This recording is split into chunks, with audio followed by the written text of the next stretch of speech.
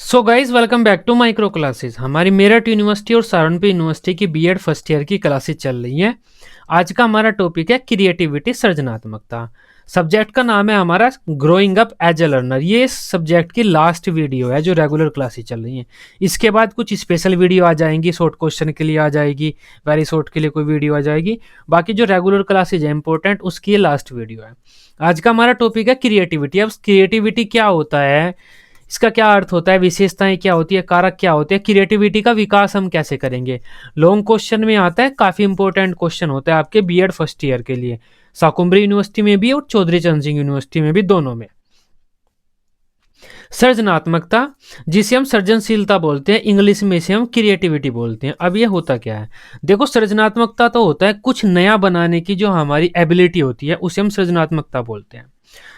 हमारी कुछ नई चीज बनाने की जो योग्यता होती है, नई चीज बनाने की हमारे पास कितनी शक्ति है, उसे हम सृजनात्मकता बोलते हैं। जिस व्यक्ति की सृजनात्मकता अधिक होती है, मतलब उसकी नई चीजों को बनाने की क्षमता अधिक होती है, वह व्यक्ति अधिक सर्जन होता है, नई नई वस्तुओं का सर्जन कर देता है वो।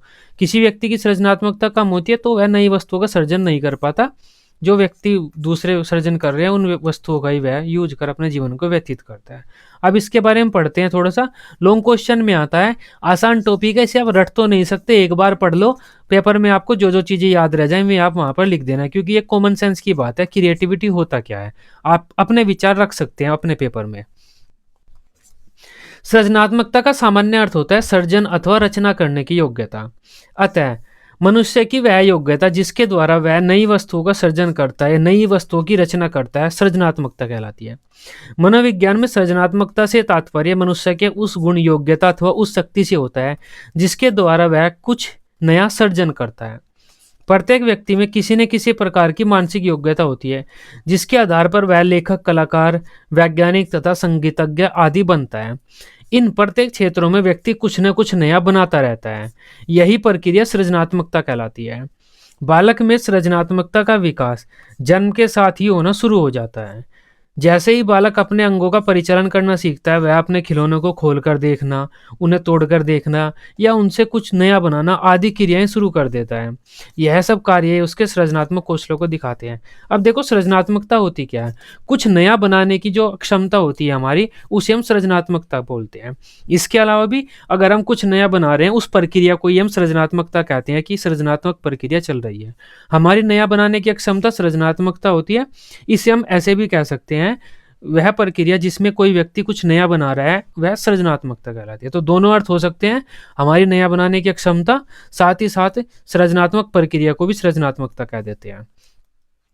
अब सृजनात्मकता का विकास बालक में जन्म से ही हो जाता है। जैसे जन्म लेता है बालक, उसी टाइम से सृजनात्मकता का विकास होना शुरू हो जाता है। कैसे सिद्ध कर सकते हैं हम इस बात को, बालक खिलौनों को तोड़कर देखता है कि इसमें क्या है, उन्हें खोल कर देखता है, अलग अलग तरीके से यूज करके देखता है, या उन खिलौनों को आपस में जोड़कर कुछ भी नया बना देता है। तो इससे हम सिद्ध कर सकते हैं बालक के सृजनात्मक कौशलों का विकास जन्म से ही शुरू हो जाता है। दो डेफिनेशन दे सकते हैं हम सृजनात्मकता की स्ट्रेन के अनुसार। जब किसी कार्य का परिणाम नवीन हो, जो किसी समूह के द्वारा उपयोगी मान्य हो, तो वह सृजनात्मकता कहलाता है। अगर हम कोई ऐसा कार्य कर रहे हैं जो किसी समूह के लिए उपयोगी है और वह नवीन कार्य है, तो वह सृजनात्मकता कहलाएगा। क्रो एंड क्रो ने क्या कहा है, सृजनात्मकता मौलिक परिणामों को व्यक्त करने की मानसिक प्रक्रिया है। मौलिक परिणाम मतलब होता है नया, कुछ नए परिणाम हम बना रहे हैं, तो अगर हम नए परिणामों को व्यक्त कर रहे हैं, हम उस प्रक्रिया को हम सृजनात्मकता बोलते हैं। तब सृजनात्मकता जो शब्द है, इसका अर्थ हम दो रूपों में लेते हैं। पहला तो होता है हमारी अक्षमता कुछ नया बनाने की, दूसरा होता है वह प्रक्रिया जिसमें कोई सृजनात्मक कार्य चल रहा हो या कोई व्यक्ति कुछ सृजनात्मक चीज बना रहा हो, नई चीज बना रहा हो, उस प्रक्रिया को भी हम सृजनात्मकता ही कहलाते हैं। सृजनात्मकता की प्रकृति देख लेते हैं, विशेषताएं देख लेते हैं। इंपॉर्टेंट पॉइंट है, ये भी शॉर्ट में पूछा जाता है कि सृजनात्मकता की प्रकृति बता दीजिए। सबसे पहली सृजनात्मकता की विशेषता या फिर प्रकृति है, समाज उपयोगी कोई भी नई चीज बनाना ही सृजनात्मकता कहलाता है। आसान पॉइंट है ये तो। अगर हम कोई नई चीज बना रहे हैं जो किसी समाज के लिए उपयोगी हो, वही सृजनात्मकता होता है। सृजनात्मकता मौलिक परिणामों को व्यक्त करने की प्रक्रिया होती है। लास्ट डेफिनेशन है ये, मौलिक मतलब कोई नई चीज हम बना रहे हैं। इसके लिए अपसारी चिंतन प्रदान होता है। देखो चिंतन दो प्रकार के होते हैं, एक तो होता है अपसारी चिंतन, अपसारी चिंतन होता है एक तो। दूसरा होता है अभिसारी चिंतन। अभिसारी चिंतन होता है दूसरा। तो जो सृजनात्मकता होती है वह अपसारी चिंतन से संबंधित होती है, न कि अभिसारी चिंतन से। अभिसारी चिंतन क्या होता है? किसी एक निश्चित चीज को सोचना अभिसारी चिंतन होता है। जैसे भारत की राजधानी क्या है, ये एक निश्चित चीज है। उत्तर प्रदेश की राजधानी क्या है, ये एक निश्चित चीज है। आपकी मम्मी का क्या नाम है, ये एक निश्चित चीज है। अगर आप कोई एक पहले से फिक्स निश्चित चीज को सोच रहे हैं, वो अभिसारी चिंतन है। जैसे भारत किस दिन आजाद हुआ था। लेकिन अपसारी चिंतन क्या होता है? ऐसी चीज को सोचना जो कोई निश्चित नहीं है, जिसके बहुत सारे उत्तर हो सकते हैं, वो अपसारी चिंतन होता है। जैसे भारत की वर्तमान समय में क्या क्या समस्याएं हैं, ये अपसारी चिंतन है। ये कोई एक निश्चित नहीं है, आप अपने दिमाग से कुछ भी सोच सकते हैं। इसके अलावा हो सकता है कि हम किसी कार्य को किस प्रकार कर सकते हैं, जैसे कि हम अपनी पढ़ाई किस प्रकार कर सकते हैं। आप बच्चों से पूछते हैं तो बच्चे अलग अलग तरीके अपने दिमाग से कुछ भी बता देंगे। तो अपसारी चिंतन में हम ऐसी चीज के बारे में सोचते हैं जो निश्चित नहीं है। अभिसारी चिंतन में हम ऐसी चीज के बारे में सोचते हैं जो निश्चित है। तब सृजनात्मकता के लिए अपसारी चिंतन की जरूरत पड़ती है, न कि अभिसारी चिंतन की। सृजनात्मकता शैशवावस्था से ही शुरू हो जाती है, ये हमने पढ़ लिया है। सृजनात्मकता सार्वभौमिक होती है, अर्थात सभी प्राणियों में होती है। हर जगह हम सृजनात्मकता को देख सकते हैं। सृजनात्मकता सभी में समान नहीं होती, किसी व्यक्ति में अधिक होती है, किसी में कम। ये भी पॉइंट आसान है। सृजनात्मकता योग्यता, प्रशिक्षण तथा शिक्षा के द्वारा विकसित की जा सकती है, ये बात भी सही है। अगर किसी बच्चे की सृजनात्मकता को हम बढ़ाना चाहते हैं तो ट्रेनिंग वगैरह देकर, शिक्षा देकर बढ़ा सकते हैं। सृजनात्मक अभिव्यक्ति द्वारा नई वस्तु को उत्पन्न किया जाता है, परंतु यह जरूरी नहीं है कि वह वस्तु पूर्ण रूप से नहीं हो। देखो, सृजनात्मकता का मतलब ये नहीं है कि हम बिल्कुल ही नई वस्तु बना रहे हैं। अगर हमारे पास पहले से कोई वस्तु है, उसमें हल्का सा चेंज कर भी हम सृजनात्मकता को दर्शा सकते हैं। जैसे पहले ब्लैक एंड वाइट टेलीविजन आते थे, लेकिन अब कलर आते हैं 8 GB में। 8 GB में ब्लैक एंड वाइट से हम कलर टेलीविजन पर आ गए, तो वो भी क्रिएटिविटी ही है। नया टेलीविजन बनाना ही सृजनात्मकता नहीं है। पुराने किसी चीज़ में परिवर्तन कर उस वस्तु को मॉडिफाई करना भी सृजनात्मकता ही होता है। सृजनात्मकता से जो उत्पादन होता है वह मौलिक होता है। मौलिक मतलब नया, नया होता है वो, और किसी के लिए लाभदायक होता है। सृजनात्मकता और बुद्धि में सकारात्मक संबंध होता है। अगर भी किसी व्यक्ति की बुद्धि बढ़ती है तो उसकी सृजनात्मकता भी बढ़ती है, लेकिन ऐसा कोई निश्चित ही नहीं है कि सृजनात्मक होने के लिए उच्च बुद्धि का होना चाहिए। जो कम बुद्धि वाले बालक होते हैं वे भी सृजनात्मक होते हैं, लेकिन बुद्धि बढ़ने के साथ साथ सृजनात्मक कौशल भी हमारे बढ़ जाते हैं। अब बात करते हैं सृजनात्मक बालकों की विशेषताएं। ये हमारी सृजनात्मकता की विशेषताएं थी जो अभी हमने पढ़ी, सृजनात्मकता की विशेषताएं थी ये। अब हम सृजनात्मक बालकों की विशेषताओं बात करते हैं कि अगर कोई बालक सृजनात्मक है तो उसकी कौन कौन सी विशेषताएं होंगी। 10 पॉइंट हम इसमें लिख देते हैं। सबसे पहला पॉइंट है, ये बालक उच्च शिक्षा शक्ति वाले होते हैं। इच्छा शक्ति मतलब इन बालकों की जो इच्छा शक्ति होती है वो उच्च होती है। ये बालक हमेशा सक्रिय रहते हैं, कुछ ना कुछ करते रहते हैं। ये बालक जल्दी थकते नहीं है, किसी भी काम को अगर कर रहे हैं तो जल्दी थकेंगे नहीं है। इनके चिंतन मनन करने की क्षमता उच्च होती है। ये कुछ ना कुछ सोचते रहते हैं, अधिक सोच विचार करते रहते हैं चीज़ों पर। ये अपसारी चिंतन करने वाले होते हैं। अभी मैंने बताया था आपको अपसारी चिंतन व अभिसारी चिंतन, वही बात है। ये अपसारी चिंतन करने वाले होते हैं। ये किसी भी वस्तु या क्रिया का बारीकी से निरीक्षण करते हैं। ऑब्जर्वेशन पावर अच्छी होती है इनकी। इनकी उत्तेजना का स्तर उच्च होता है। ये हठी होते हैं, अर्थात ये अपनी बात पर अड़े रहते हैं। ये इंपॉर्टेंट है। अगर कोई बालक सृजनात्मक है वह हमेशा अपनी बात को सिद्ध करने की कोशिश करेगा, अपनी बात पर अड़ा रहेगा, आसानी से किसी दूसरे की बात नहीं मानेगा। इनमें स्वतंत्र निर्णय लेने की क्षमता अधिक होती है। इनकी जिज्ञासा और जोखिम उठाने की क्षमता भी अधिक होती है। ये सृजनात्मक बालकों की विशेषताएं हैं, आसान है, एक बार पढ़ लेंगे आप याद हो जाएगी। अब बात करते हैं सृजनात्मकता को प्रभावित करने वाले कारक। ये लॉन्ग क्वेश्चन में आता है। इसमें मैंने 10 हेडिंग ली हुई हैं और 10 हेडिंग मैंने पहले ही कवर करा दी है आपको। ये हेडिंग हमने कहाँ कहाँ पर पढ़ी हैं, जो विकास में पढ़ी हैं। इसके अलावा व्यक्तित्व वाली जो हेडिंग है उसमें हमने पढ़ी है। ये प्रेरणा में हमने पढ़ी है, ये प्रेरणा प्रदान करते हैं हम। इसके अलावा भी कई स्थान पर हम इन सभी हेडिंग्स को पहले ही पढ़ चुके हैं। तो ये आप पिछली वीडियो देखेंगे, ये सारी हेडिंग्स आपको वहाँ पर मिल जाएंगी, इनमें क्या क्या लिखना होता है। फिर भी मैं एक बार इन्हें हल्का सा एक्सप्लेन कर देता हूँ। वंशानुक्रम, हमारे माता पिता से जो हमें गुण प्राप्त होते हैं उन्हें हम वंशानुक्रम कहते हैं। हमारे माता पिता के सृजनात्मक कौशल कैसे थे, किस स्तर के थे, उसी प्रकार के गुण हमें भी प्राप्त होते हैं और उसी प्रकार की हमारी सृजनात्मकता भी लगभग देखने को मिलती है। वातावरण, हमारा जो रहन-सहन है, खान-पान है, किस तरह के माहौल में हम रह रहे हैं, वह भी हमारी सृजनात्मकता को बहुत प्रभावित करता है। जैसे एक गाँव का लड़का रह रहा है गाँव का और दूसरा यूएसए में रह रहा है। यूएसए में नए-नए स्टार्टअप शुरू हो रहे हैं, सभी लोग नई-नई कंपनियों की स्थापना कर रहे हैं और गाँव का लड़का बस अपनी खेती के बारे में सोच रहा है। तो इस यूएसए वाले के सृजनात्मक कौशल अच्छे होंगे, ज़्यादा होंगे। सृजनात्मक तो दोनों होंगे ये बालक, लेकिन यूएसए वाला अधिक सृजनात्मक होगा। तो हमारे वातावरण का भी फ़र्क पड़ जाता है। इसके अलावा अगर हम किसी बालक को खाना ही न दें, कमज़ोर हो जाएगा तो उसके सृजनात्मक कौशलों पर भी प्रभाव पड़ेगा। शिक्षा, किसी बालक की शिक्षा की व्यवस्था किस प्रकार हुई है, उससे भी बालक के सृजनात्मक कौशलों को बढ़ाया घटाया जा सकता है। बुद्धि, अब बालक की बुद्धि कितनी है? मान लेते हैं किसी बालक की आईक्यू ही 10 है, तो वह क्या सृजनात्मक कौशल दिखाएगा जो खुद कपड़े भी नहीं पहन सकता? तो बुद्धि का भी सृजनात्मक कौशल पर प्रभाव पड़ता है, सृजनात्मकता पर प्रभाव पड़ता है। व्यक्तित्व, हमारी पर्सनैलिटी कैसी है? जो बहिर्मुखी होते हैं, उनमें भी सृजनात्मकता होती है और जो अंतर्मुखी होती है, उनमें भी सृजनात्मकता होती है। लेकिन दोनों की सृजनात्मकता में हमें अंतर देखने को मिल जाता है।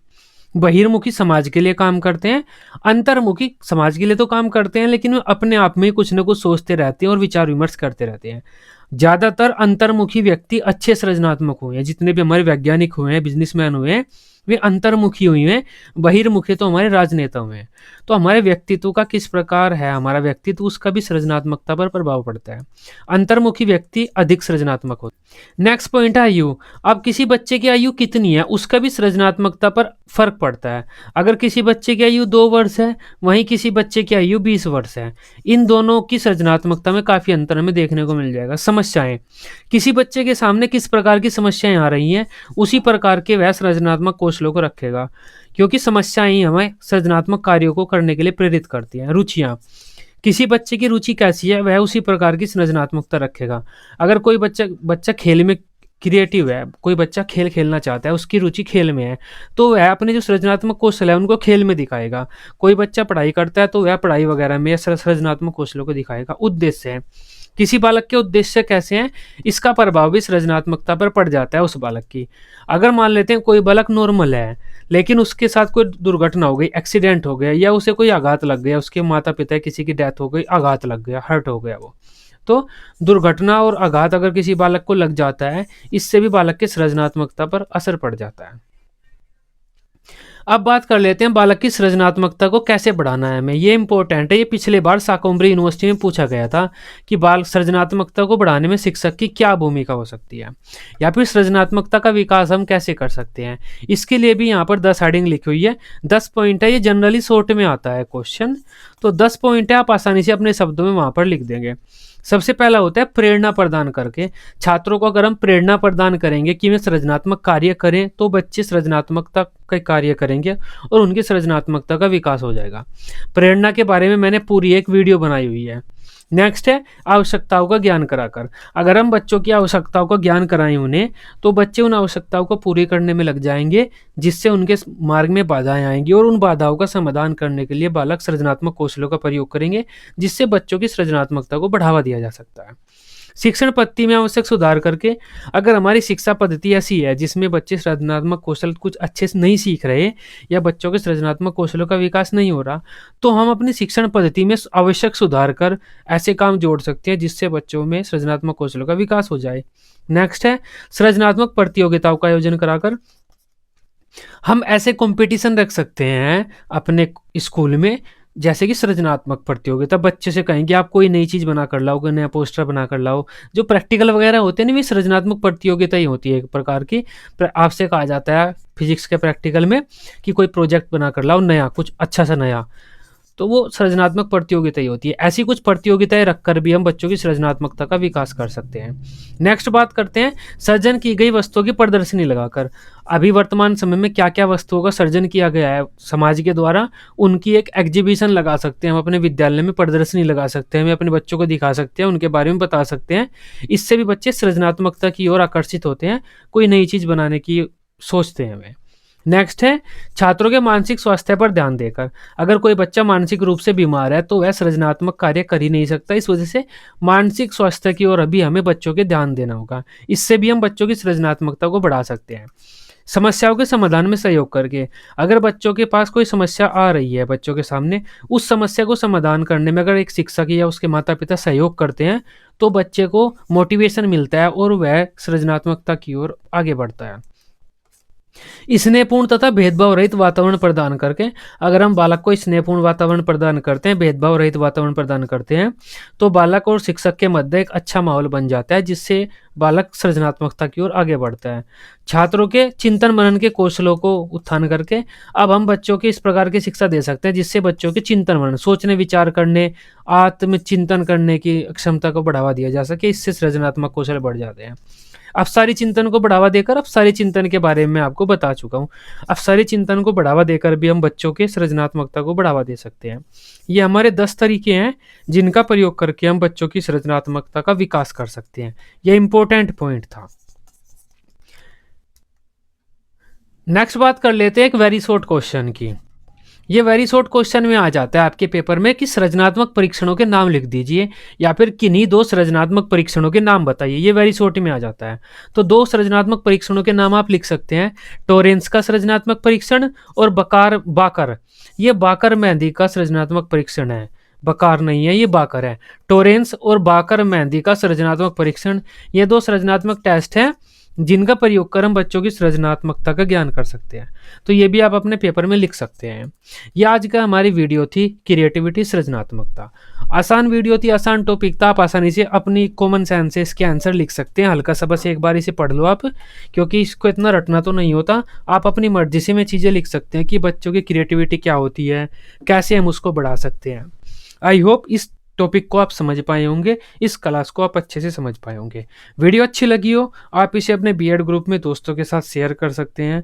बीएड की सभी सब्जेक्ट की डेली रेगुलर क्लासेस लेने के लिए आप इस चैनल को सब्सक्राइब कर सकते हैं। Till then, bye bye, take care.